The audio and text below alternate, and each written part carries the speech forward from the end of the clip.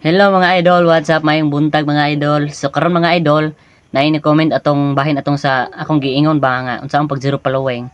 So naay ni comment mga idol no kung unsaon daw to. Nya naay ni comment ari mga idol akong basahon mga idol si Kulukoy TV. Iyang gi-comment mga idol.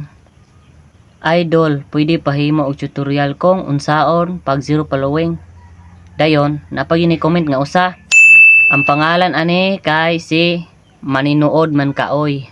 Ang iyang gi-comment kay unsaon na. So karon himuon tog tutorial. Tara, let's go. Una mga guys, pinduton na to ang Facebook. Pag napindot ang Facebook, naay gamay lingin diha nga naay profile sa babaw nang nasa tuo. Pindot.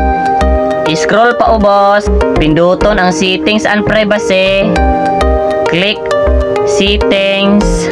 Pag napindot ang settings, muadto ta sa followers and public content. Pinduto na siya. Pag napindot, pangitaa da ang who can see the people page and list you follow.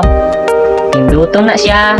Og diha mo mamili og kanang naay nakabutang nga public, kanang mga friends baron sa inyuha na tuklo ka ang unlime para kamo ra mismo makakita sa inyong following.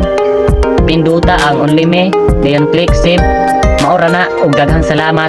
Hinaot ko nga na may gamayng